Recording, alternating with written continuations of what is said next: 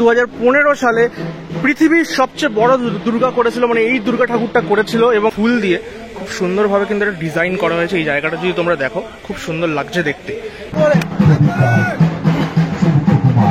তো আমরা আশা করছি 2015-র যে একটা ইতিহাস তৈরি হয়েছিল সেটাকে আমরা এবছর ছাপিয়ে যাব। দুর্গাপুজো, এই দুর্গাপুজোর শব্দ এটা কিন্তু শুধুমাত্র একটা শব্দ নয়, এটা আমাদের বাঙালিদের কাছে একটা ইমোশন এবং বলতে পারো জীবনের সাথে ওতপ্রোতভাবে জড়িয়ে আছে এই দুর্গাপুজো কথাটি।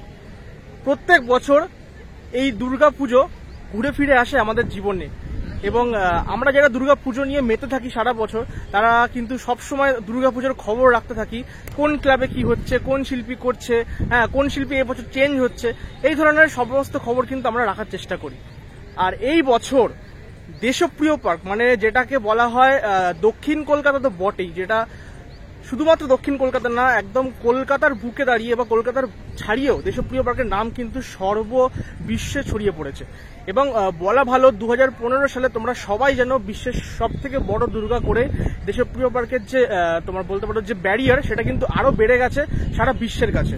তো সব মিলিয়ে আশা করছি এই বছর অর্থাৎ 2025 সালে, মানে 10 বছর পেরিয়ে গেছে সেই 2015 সালের স্মৃতি, 10 বছর পর দেশপ্রিয় পার্ক এই বছর আরো বিশেষ বিশেষ কিছু চমক দেখাবে আমাদের দুর্গাপুজোর থিমে। তো দেখা যাক আজকে তাদের দুর্গাপুজোর শুভারম্ভ হতে চলেছে, সবটাই তোমাদেরকে এই ভিডিওতে ছোট্ট করে দেখাবো এবং কি থিম হতে পারে, কি চমক থাকতে পারে সেটাও কিন্তু জানাবো। তোমরা যদি এই গেটের এখানে যে ব্যানারটা তারা দিয়েছে সেটা যদি দেখো, 10 বছর পর আবার পুজোর ডেস্টিনেশন দেশপ্রিয় পার্ক। তোমরা খুব ভালো করে জানো যারা দুর্গাপুজো নিয়ে অবগত, কলকাতার দুর্গাপুজো নিয়ে 10 বছর আগে অর্থাৎ 2015 সালে পৃথিবীর সবচেয়ে বড় দুর্গা করেছিল, মানে এই দুর্গা ঠাকুরটা করেছিল এবং শিল্পী মিন্টু পাল ছিলেন, আমি যদি খুব ভুল না করে থাকি। এবং এই ঠাকুর দেখতে দেশ বিদেশ থেকে লোক এসেছিল, বিশাল ব্যাপার হয়েছিল এবং অনেক ঘটনা ঘটেছিল।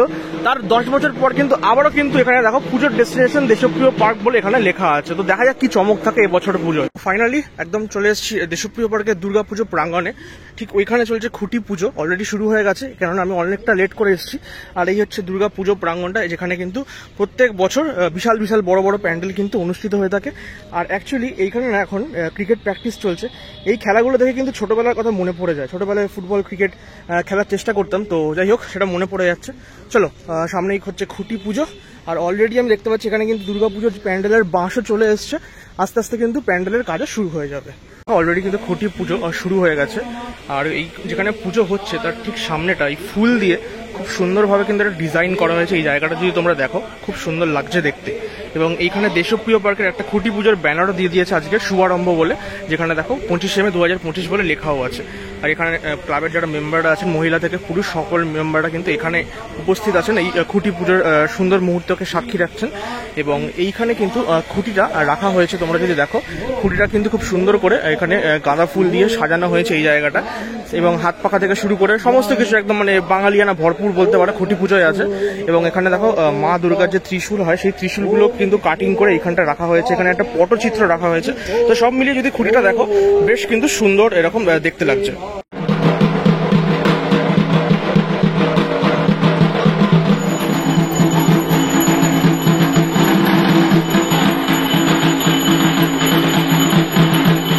এখানে চলছে খুঁটি পুজো, তোমাদের একটুখানি দেখালাম। আর ঠিক এর উল্টো দিকেই এই যে মাঠের এই জায়গাটা দেখো, অলরেডি এইখানটা ব্যানার দিয়ে পুরো জায়গাটা ঘিরে দিয়েছে।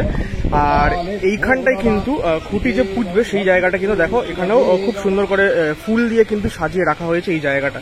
এখানে কিন্তু একটু পরে খুঁটি স্থাপন হবে।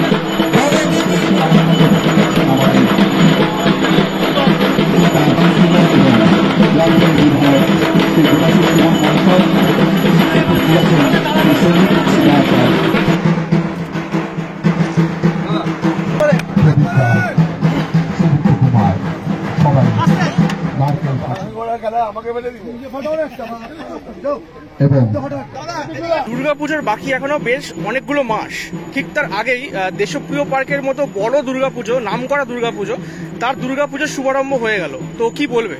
দেশপ্রিয় পার্ক যে মানের পুজো করেছিল, আমাদের শুধু সারা রাজ্য নয়, সারা দেশ নয়, সারা বিশ্ব জুড়ে একটা আলোড়ন ফেলেছিল, যে বিশ্বের সবচেয়ে বড় দুর্গা প্রতিমা। এবং সকলেই জানি যে এটা হিমশিম খেতে হয়েছিল দর্শনার্থীদের চাপের জন্য, যার জন্য পুজোটা মানে বন্ধ করে দিতে বাধ্য হয়। তো সেই যে একটা একটা আলোড়ন ফেলেছিল সমস্ত দেশ তথা বিশ্ববাসীর কাছে। তো আমরা ঠিক 10 বছর পরে এই আশাটাই রাখছি যে 10 বছর পরেও কিন্তু দেশপ্রিয় পার্ক আবার একটা সেই আলোড়ন দর্শকদের মধ্যে ফেলতে চলেছে। এবছরের যে আমাদের চিন্তাভাবনা, যে উপস্থাপনা আমরা করতে চলেছি, তো আমরা আশা করছি 2015-র যে একটা ইতিহাস তৈরি হয়েছিল সেটাকে আমরা এবছর ছাপিয়ে যাব। আপাতত আমরা এইটুকুই বলতে পারি, কারণ এর বাইরে আমরা চাইছি না যে এখন আমাদের যে মূল বিষয় ভাবনা সেটাকে ডিসক্লোজ করতে। আপাতত আমাদের কাজ যত এগোতে থাকবে, পুজোর আগে আগে দর্শকদের সকলেই জানতে পারবেন যে আমরা কি উপস্থাপন করতে চলেছি। কিন্তু মূল উদ্দেশ্য যে বড় বলতে অনেক মানে অনেক হাইটের বড় কিছু করলাম সেরকম কিছু নয়। এবার আমাদের বড় আমরা মাপকাঠিটাকে যেহেতু থেকে পুজোর মানের কথা আমরা বলতে চাইছি। মানে যে আলোড়ন, আমি প্রথমেই বললাম যে আলোড়ন সবার মাঝে দেশপ্রিয় পার্ক ফেলেছিল, যে একটা হইচই বেঁধে গেছিল যে সারা শহর রাজ্য জুড়ে যে কি হতে চলেছে দেশপ্রিয় পার্কে। তো সেই যে একটা আলোড়ন আমরা এবছরও দর্শকদের মাঝে সেই জায়গাটাই আমরা আবার ফিরে আসতে চাইছি। আমরা মনে করছি যে সেই বছরের মতো যে হাইপ পুজোর ছিল সেটা এবছর দর্শনার্থীরা আসলে পূজা মণ্ডপে সেই জিনিসটাই ফেরত হবে। কিন্তু পুলিশ প্রশাসন সেই রকম ব্যবস্থা আগে থেকে নেওয়া হবে, কেননা এবছর একটা ঝড় উঠবে দেশপ্রিয় পার্কে, প্রচুর দর্শনার্থীরা আসবেন আমরা আশা করছি।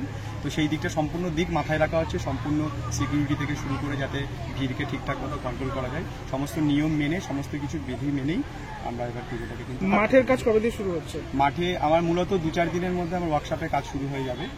আর আমরা আনুমানিক একটা টাইম ধরেছিলাম যে আমাদের এটা শেষ করতে 3.5 থেকে 4 মাসের সময় লাগে, সুতরাং 7 থেকে 8 দিনের মধ্যে বা ম্যাক্সিমাম 10 দিন, তার মধ্যে এবার পুজো এবার অনেক এগিয়ে পড়েছে, তার সঙ্গে বৃষ্টি তো লেগেই আছে, সুতরাং আমরা 8 থেকে 10 দিনের মধ্যে আমাকে কাজ শুরু। শেষ প্রশ্ন, প্রতিমা শিল্পী কে এবছর কে করছে? প্রতিমা শিল্পীতেও এবছর পরিমল পাল।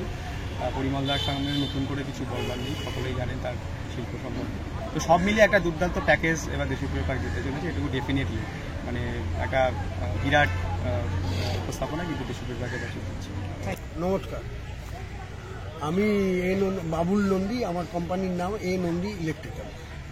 এবছর আমরা কি আলোকসজ্জায় আমরা দেখতে পারবো? আপনি তো আলোক শিল্পী। মোটামুটি ও যেরকম ডাইরেকশন দেবে, এখন অবধি বসা হয়নি ওর সঙ্গে, ও ডিজাইনটা করুক, তারপরে আমি লাইট দেবো, যেরকম চাইবে, যে লাইটটা চাইবে সেই লাইটটা তো দিতে হবে আমাদের ব্যবহার করে। এবারে ব্যাপারটা হচ্ছে আমরা অনেক জায়গাতে দেখি, বিশেষ করে কলকাতা বলুন বা জেলাতে বলুন, একটু লেজার লাইট থাকে বিভিন্ন প্যান্ডেলে, বড় বড় প্যান্ডেলে বিশেষ করে, সেই ধরনের কিছু লাইটিং কি এখানে হবে?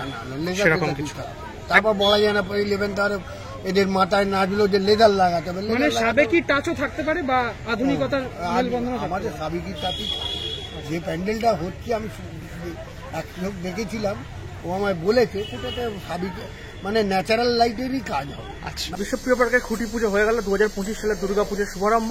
দেখতেই পেলে খুঁটিটা কিন্তু খুব সুন্দর করে সাজিয়েছিল, এবং বিশেষ করে শিল্পীর সাথে কথা বললাম। শিল্পী কিন্তু এবারে নতুন শিল্পী রাজুদা। তো রাজুদা কিন্তু এবছর যে কথাটি বললেন, এবং যে টিজারটা আমরা দেখছিলাম ব্যানারে লেখা আছে 10 বছর পর আবার একটা চমক থাকবে, ডেস্টিনেশন থাকবে আমাদের দেশপ্রিয় পার্ক। দেখা যাক আলটিমেটলি পুজোর সময় কি রকম কি প্যান্ডেল বা থিম হয়, এবং ওনাদের কথা অনুযায়ী কিন্তু বুঝতেই পারছি এবছর কিন্তু বিশাল বিগ কিছু প্ল্যান করছে, এবং দেশপ্রিয় পার্কের দুর্গাপুজো কিন্তু এই বছর মিস করা যাবে না একদমই, মানে লিস্টে কিন্তু থাকতেই হবে, এরকম একটা ব্যাপার। তো আলটিমেটলি দেখা যাক কি হয় পুজোর সময়। আজকের এই ভিডিওটা ভালো লেগে থাকলে অবশ্যই লাইক কমেন্ট করতে ভুলো না, আর যারা চ্যানেলটা এখনো পর্যন্ত সাবস্ক্রাইব না করে ভিডিও দেখে চলে যাচ্ছে, প্লিজ রিকোয়েস্ট থাকবে চ্যানেলটি সাবস্ক্রাইব করে দিও এবং পাশে থাকার আর্জি জানালাম। দেখা হচ্ছে খুব তাড়াতাড়ি পরবর্তী ভিডিওতে। আজকের মতো এখান থেকে বিদায় নিলাম।